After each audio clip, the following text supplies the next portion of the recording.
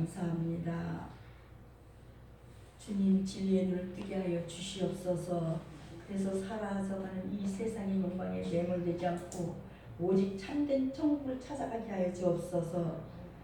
잘못된 믿음을 가차없이 버리고 날마다 참다운 세계를 바라보며 천국의 사람으로 변화되게 만들어 주시옵소서. 2024년 저에게 고통의 사슬을 끊고 강명의 삶을 살게 하신 우리 아버지 하나님, 역사의 주인이신 하나님께서 지난 1년 동안 이렇게 저희의 영혼과 몸과 마음과 생활을 지켜주시는 은혜를 참으로 감사를 드립니다. 괴롭고 힘들 때 또 낙심하여 슬플 때 우리를 지켜주시고 함께 하셔서 넘어지지 않도록 인도해 주셨음을 참으로 감사를 드립니다. 오늘 이렇게 한 해를 보내고 새해를 바라보면서 예수 그리스도와 함께 이제 하고자 하는 소망하오니 성령님을 보내어서 승리하며 사는 능력을 베풀어 주시옵소서. 우리 주 예수 그리스도를 받들어 감사하며 기도하옵나이다. 아멘. 네, 반갑습니다. 2024년 한 해 동안 참 고생 많으셨습니다. 수고하셨습니다. 애쓰셨습니다. 인생의 목적은 물질의 소유를 그러니까 늘리는 것이 아닙니다. 몸을 잘 가꾸는 것도 아닙니다. 인생은 마음 안에 있는 마음, 그러니까 믿음을 이해하고 고통을 가져오는 잘못된 믿음을 버리고 나아가는 것입니다. 이런 과정을 통해 참다운 세계, 그러니까 천국의 사람으로 변모해 가는 것이 우리 인생의 목적입니다. 예수님은 우리 삶의 주인이십니다. 예수님은 우리가 살아가는 목적이고 일하는 내용의 중심이십니다. 바울은 사역을 마칠 무렵에 이렇게 에베소 장로들에게 자신의 사역을 결산하며 예수 그리스도를 중심으로 진실하게 일하였음을 당당하게 고백하고 있습니다. 송년주일에 적합한 고백입니다. 한 해가 지나고 마무리하는 이런 시점에 한 해를 이렇게 되돌아봅니다. 한 해를 후회 없이 보냈다고 생각하는 사람이 있는가 하면 한 해 동안 잘못한 게 많다고 아쉬워하는 사람, 열심히 살았지만 결과가 그러니까 신통졌다고 서운해하는 사람, 별로 한 게 없다고 자책하는 사람도 있습니다. 사람으로서 당연한 일에도 여러 감정이 교차하고 신앙생활에서도 여러 감정이 이렇게 교차할 것입니다. 후회 없는 시간을 보내려면 어떻게 해야 하겠습니까? 무조건 열심히 한다고 후회가 없을까요? 그렇지는 않습니다. 기간마다 정확한 목표를 정하고 목표를 성취해야 합니다. 목표들이 지향하는 인생의 목적도 분명하게 정해야 합니다. 또 무엇인가 일할 때는 게으르지 말고 성실해야 합니다. 결과가 원하는 만큼 아니라도 가정이 좋았다면 그나마 후회를 하지 않을 것입니다. 결과가 좋았지만 그 가정이 부실했다면 다행이라 여기고 다음에는 가정에서도 성실하겠다고 다짐할 것입니다. 신앙인의 인생 목적은 무엇입니까? 예수 그리스도입니다. 사도 바울이 전도 여행을 마치고 이렇게 예루살렘으로 가는 도중에 그의 인생 목적을 말할 기회를 만들었습니다. 지난 세월 동안의 복음 살기 목적이 적합한지 돌아보고 자신에게나 사람들에게나 진실하였음을 고백하고 있습니다. 바울의 해고와 이렇게 고백을 보면서 우리도 한 해를 돌아볼 수 있습니다. 인생의 분기점과 전환점에서 해고의 방법이 그러면 됩니다. 오늘 예수 그리스도와 함께 사역의 최고의 목적이 무엇일까요? 최고가 뭘까요? 첫째로 사역의 내용과 중심이신 예수 그리스도. 오늘 본문 19절에 주님을 섬기는 길이 모든 겸손의 길임을 말씀해 주고 있습니다. 오늘 본문에서 말하고 있는 섬기는 것이란 그런 말은 종으로서 복종하며 봉사하는 삶을 말합니다. 하나님께서는 겸손한 자의 섬김을 기뻐하십니다. 그래서 성 어거스틴도 신앙생활은 첫째도 겸손이고 줄 때도 겸손이요 셋째도 겸손이라고 말을 한 것이 모든 사람들이 그렇게 말을 하고 있습니다. 바울은 주의 종이 된 후에는 자신을 위하여 살지 아니하고 오직 그러니까 주를 위하여 살았고 앞으로도 그렇게 살다가 죽겠다고 각오가 되어 있습니다. 그리하여 그는 주의 일을 많이 해놓게도 한영과 대접보다는 매맞음과 멸시 천대를 받았습니다. 그래도 그와 같은 고난은 조금도 개의치 않고 오직 하나님의 교회만을 염려했다고 고린도후서 11장 23절 28절은 말씀하고 있습니다. 그리스도 우리 주님을 위하여 온전히 헌신했던 사람, 그러니까 철두철미하게 자기를 포기했던 사람이 바울입니다. 그는 자기는 물론 이 세상에 아무것도 그리스도 위에 두지 않았으며 예수 위에 두지 않았으며 그리스도보다 귀하게 여기지 않았다고 했습니다. 평생 동안 그리스도만 알았던 사람, 그리스도를 따라서 살았던 찾아보기 힘든 사람이 바로 사도 바울이었습니다. 그리하여 성도들만을 위하여 살려고 노력을 하였습니다. 바울은 아시아를 거쳐서 유럽까지 복음을 이렇게 전하였습니다. 아시아에서 복음을 전하려 하는 바울을 성령이 말렸습니다. 바울이 들어와 있을 때 마게도냐 사람 하나가 바울을 초청하는 환상을 보았습니다. 건너와서 우리를 도와달라는 그런 내용이었습니다. 바울이 유럽으로 건너가 복음을 전한 뒤에 아시아로 돌아왔습니다. 바울이 이 지방을 지나 예루살렘으로 돌아와서 예수님 이름으로 세례를 주고 성령의 임재를 체험하게 하였습니다.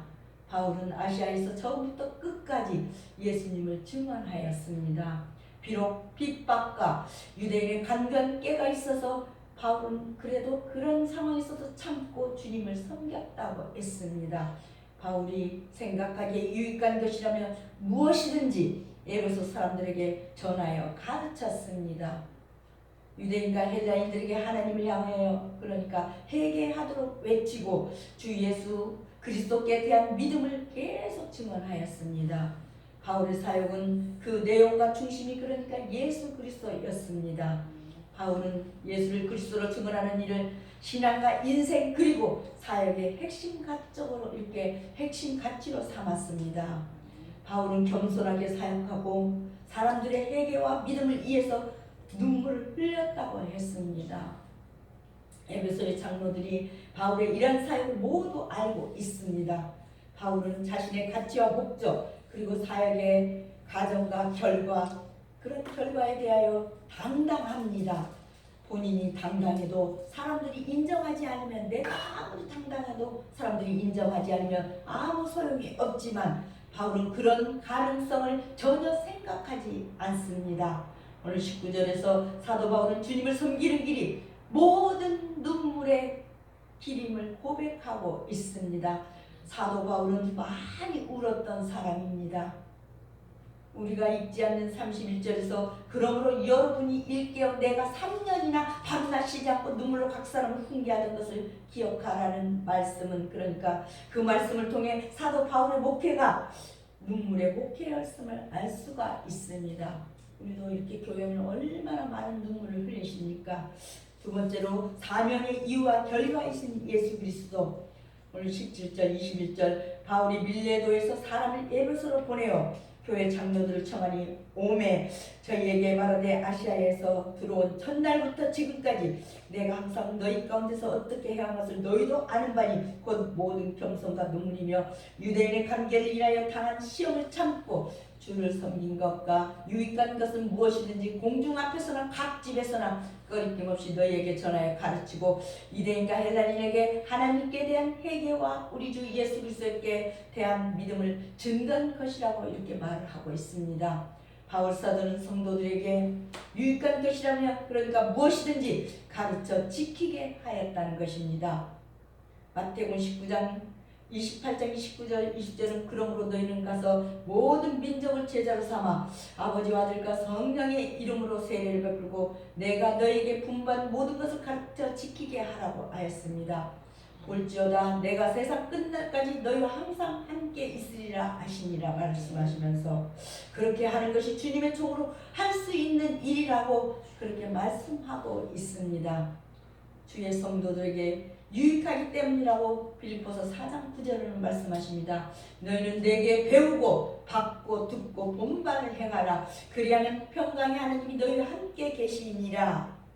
그러니까 생명의 말씀, 그리스도 예수를 믿는 도, 십자가에도 또 하나님의 비밀, 믿는 도리 그리스도. 그러니까 바울은 자신의 사역에 관하여 인정만 하라는, 그러니까 인정받을 만한 것은 다 자신감을 가졌다는 것입니다.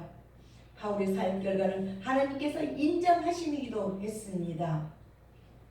사도행전 또 2장 24절도 바울은 하나님의 은혜 복음을 증거하는 것이 자신의 예수님께, 그러니까 자신이 예수님께 받은 사명이라고 고백을 합니다. 이는 사도 바울만이 사명이 아니라 모든, 그러니까 주의 종의 사명이라고 할 수가 있습니다. 이렇게 사역의 결과를 거두었다면 어떤 마음이 들까요? 그동안 고생을 많이 했으니 이제는 조금 편하게 살고, 그러니까 결과를 누려보자는 생각이 들지 않을까요? 내가 이만큼 했으니까 주변에서 그런 권고를 할 수도 있습니다. 그런데 바울은 결과를 누려보려는 생각이 전혀 없습니다. 바울은 예루살렘으로 올라가는데 거기서 무슨 일을 당하는지 알지 못한다고 합니다. 올 한 해 우리가 많은 결과를 얻었다면 내년에 그 결과를 누려보고 싶습니다. 그런데 어떤 분들은 내년이 더 어려워질 거라고 예상하면서 대비하기도 합니다. 경제를 아는 분들은 호황기보다는 불황기를 예측하는 분들이 더 많습니다. 사실 지도자는 위기를 예측하고 미리 대비하는 사람이기도 합니다. 바울이 에베소에서 강조했던 이 성령께서 바울에게 말하였습니다. 성령께서 각 성에서 바울에게 알려주셨는데 결과가, 그러니까 결박과 환난이 바울을 기다린다는 말이었습니다. 너 가도 그런 일이 있을 거라고. 성령께서 희망과 기대감의 말씀을 하시 하는데 괴롭고 절망적인 이렇게 말씀을 합니다. 그래도 바울은 성령의 말씀을 담대하게 받아들입니다. 왜 그럴까요? 그는 사명의 이유와 결과이신 예수 그리스도로 정하였기 때문입니다. 바울은 예수님으로부터 받은 사명을 감당하는 일에는 자기 목숨을 조금도 아끼지 않을 참입니다. 오늘 19절에서 유대인의 관계로 말미암아 당한 시험을 참고라고 말씀하고 있습니다. 이는 주님을 섬기는 일이 고난의 길임을 말하는 것입니다. 주님께서 가르치시는 십자가의 길, 곧 고난의 길이요, 주님을 따르는 전도자의 길 또한 고난의 길임을 성령은 밝히 증거해 주고 있습니다. 수없이 많은 고난을 당한 후에 주님의 영광에 이르게 됩니다. 전도자의 길은 겸손의 길이요, 눈물의 길이며 고난의 길인 것을 그래서 기뻐해야 합니다. 그럴 수 있으십니까? 세 번째로 왕래와 작별의 기준이신 예수 그리스도. 오늘 22절 27절 보라 이제 나는 심령의 매임을 받아 예루살렘으로 가는데 거기서 무슨 일을 만날는지 알지 못하노라. 오직 성령이 각성에서 내게 증거하여 결박과 환난이 나를 기다린다 하시나 나의 달려갈 길과 주 예수께 받은 사명 곧 이 하나님의 은혜의 복을 증거하는 일을 마치려 하며 나의 생명을 조금도 귀한 것으로 여기지 아니하노라고 했습니다. 보라 내가 너희 중에 왕래하며 하나님 나라를 전파했으나 지금은 너희가 다 내 얼굴을 다시 보지 못할 줄 아노라. 그러므로 오늘 너희에게 증거하노니 모든 사람의 피에 대해, 그러니까 모든 사람의 피에 대하여 내가 깨끗하니 이는 내가 꺼리지 않고 하나님의 뜻을 다 너희에게 전하였음이라고 했습니다. 바울 사도는 그러니까 자기의 생명을 조금도 귀하게 여기지 않냐고 최선을 다하여 복음을 전하였다는 것입니다. 바울이 예수님으로부터 받은 사명이 무엇입니까? 은혜의 복음을 증언하는 일입니다. 예수님이 자기와 같은 죄인을 구원하는 은혜, 누구든지 예수님을 믿으면 구원을 얻는다는 은혜, 믿음으로 의롭다함을 받는다는 은혜입니다. 은혜가 복음의 핵심입니다. 은혜를 알고 체험하면 복음의 내용을 인식합니다. 복음을 알게 되면 자기에게 임한 하나님의 은혜에 감사합니다. 바울은 아시아와 온 유럽을 다니면서 은혜의 복음을 이렇게 전하였습니다. 은혜의 복음이 전파되는 곳에 하나님의 나라가 확장됩니다. 바울은 하나님 나라를 전파할 셈입니다. 그러니까 하나님 나라를 계속 이렇게 나라를 만들어가는 셈입니다. 바울은 예수 그리스도를 전하려고 부지런히 다녔습니다. 사람들을 만나려고 빠른 길을 놔두고 일부러 멀리 있는 길로 돌아다니기도 했다고 성경에서는 말을 했습니다. 배를 타고 가면 빠를 텐데 사람들을 만나려고 일부러 육지로 걸어 다닌 적도 있습니다. 바울의 왕래는 모두 예수 그리스도를 전파하는 목적에서였습니다. 바울이 예수님을 전파한 후 교회가 이렇게 세워졌지만 그곳에만 머물지 않았습니다. 다른 곳에서 복음을 전하기 위해 동역자들에게 교회를 맡기고 또 다른 지역으로 옮겨갑니다. 이제 에베소 장로들에게 자신의 사역을 해구하는 바울은 작별의 인사를 합니다. 에베소 장로들이 다시는 바울의 얼굴을 못 볼 것이라고 합니다. 작별의 기준도 예수님을 전하는 목적에서였습니다. 명확한 목적은 그러니까 헤어짐조차 가감해집니다.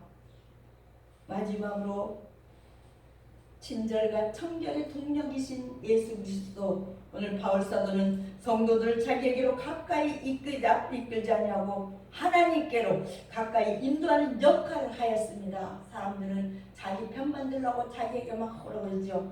그런데 바울은 하나님께로 가까이 하는 역할을 하였다고 하였습니다. 이것이 진정한 목회자의 태도입니다.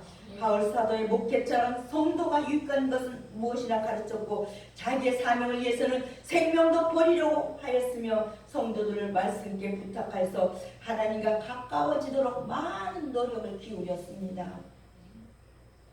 많은 사람들은 물질을 받고 모으고 저축하는 것이 복된 삶이라고 생각하고 있지만은 하나님께서는 물질을 나누어 주고 물질로 구제하는 삶이 더 복된 삶이라고 말씀하고 있습니다. 그러므로 기독교인들은 얼마를 벌었느냐가 중요한 것이 아니라 어디에 어떻게 사용했느냐가 더 중요합니다. 2024년 올해를 이렇게 보내고 새해를 맞이하는 일이 아쉽기도 하고 희망이기도 합니다. 그러나 아쉬운 시간과는 분명하게 헤어져야 합니다. 첫날이 우리를 기다리기 때문입니다. 첫날에 어떤 어려움이 우리를 기다리는지 우리는 잘 모릅니다. 하지만 과거에 우리가 했던 패턴을 기억하면서 계속 갈 것은 계속하고 그러니까 바꿀 것은 바꿔야 합니다. 예수 그리스도 중심으로 생각하고 말하고 행동했다면 어떤 어려움이 와도 계속해야 합니다. 혹시라도 예수님 중심이 아닌 내 중심으로 말하고 행동했다면 예수님 중심으로 말하고 행동하겠다고 다짐하고 실천해야 합니다. 바울은 에베소 교회의 장로들과 헤어지는 마당에 자신의 깨끗함을 이렇게 강조합니다. 바울이 누구에게 손해를 끼친 일이 없고 누가 피를 흘릴 만한 괴로움을 겪었어도 바울에게 어디를 돌릴 수 없음을 말합니다. 그 이유는 하나님의 뜻이라면 꺼리지 않고 다 전하였기 때문입니다. 바울은 진실한 생각, 정결한 마음으로 예수 그리스도를 통한 하나님의 뜻을 전하였습니다. 바울의 내면의 진실과 청결도 예수님이 주시는 은혜였습니다. 진실과 청결 때문에 비록 핍박을 당해도 바울은 여전히 진실하고 청결합니다. 새로운 한 해에 진실하고 청결한다면 그러니까 청결하다면 어떤 어려움이 있다 해도 꺼리낌이 없어집니다. 그리고 성령으로부터 어려움을 이기는 힘을 부여받습니다. 하나님의 은혜가 지속됩니다. 오늘은 2024년 이렇게 보내는 마지막 주일입니다. 52주이죠. 지나간 모든 것에 감사하고 다가올 모든 것을 증명하는 그러니까 긍정하는 날입니다. 한 해를 보내는 우리에게 가장 의미 있는 일이 있다면 그것은 무엇일까요? 모든 것을 주관하시는 하나님 앞에 내 손을 놓는 것 아니겠습니까? 나의 모든 것을 하나님의 손에 맡기는 것 말입니다. 하나님을 신뢰하고 그러니까 하나님을 신뢰하고 내 손을 놓을 때 하나님은 가장 정말 크고 너그러운 손으로 우리를 붙잡아 주실 것입니다. 시간의 주인이신 전능하신 그 하나님, 한 해 동안 우리를 지켜주셔서 너무나 감사합니다라고 기도해야 합니다. 이렇게 2024년 한 해가 처음으로 졌습니다. 처음으로 가고 있습니다. 한 해를 마무리하면 하나님의 은혜에 감사하며 시간의 지혜를 배우시기를 바랍니다. 그래서 오늘은 2024년 마지막 주일입니다. 모든 것을 주관하시는 주님 앞에 우리의 손을 놓으시다. 그래서 새해에는 주님 안에서 주님 주시는 새로운 꿈을 꾸면서 지금 이 순간을 성실히 채워가는 우리가 되기를 소망합니다. 그럼 우리를 받으시고 영원한 길로 인도하여 주시라고 기도하면서 예수 그리스도와 함께 그러니까 은혜의 해가 떠오르게 기도해야 하겠습니다. 그렇게 또 한 주간을 살면서 2025년 새해에 만납시다. 기도하겠습니다. 하나님 감사합니다. 때가 차고 하나님의 나라가 가까이 왔다고 말씀하시는 우리 아버지 하나님, 잘못을 회개하는 영혼의 성결된 삶을 선물로 주심을 감사드립니다. 세상에 많은 사람처럼 저희도 세상에 썩어가는 물질과 양식과 쾌락을 쥐고 사는 것을 불쌍히 여겨 주시옵소서. 더는 이 세상에서 방황하지 말고 삶의 방향을 받고 오직 예수님을 바라보고 살아가게 만들어 주시옵소서. 2024년 한 해를 살면서 실족하고 때로는 낙심했었습니다. 때때로 주님을 잊어버리고 세상에서 내 뜻대로 할 때도 많았음을 고백합니다. 처음이요 마지막이시며 온 우주 만물의 주인 되시는 우리 아버지 하나님, 우리 주변에는 육신의 고통뿐 아니라 마음의 상처로 인하여 밤잠을 이루지 못하는 사람들이 있습니다. 친히 그들에게 안수하여 주셔서 육신의 고통, 마음의 상처로부터 깨끗하게 치유함을 받아서 희망찬 새해를 맞이하게 만들어 주시옵소서. 앞으로는 주님의 뜻을, 그러니까 주님의 뜻대로 살기 위해 몸부림치며 간구하는 저희의 기도를 들으시고 특별히 2025년 1년 360 동안 주님과 동행하면서 가난한 이웃을 찾아보고 병든 사람을 문안하며 살아가게 만들어 주시옵소서. 그런 능력을 교회에 힘되게 도와주옵소서. 이렇게 한 해를 믿음으로 결산하는 우리 모두가 되게 만들어 주시옵소서. 예수님의 이름으로 감사하며 기도하옵나이다. 아멘. 아멘.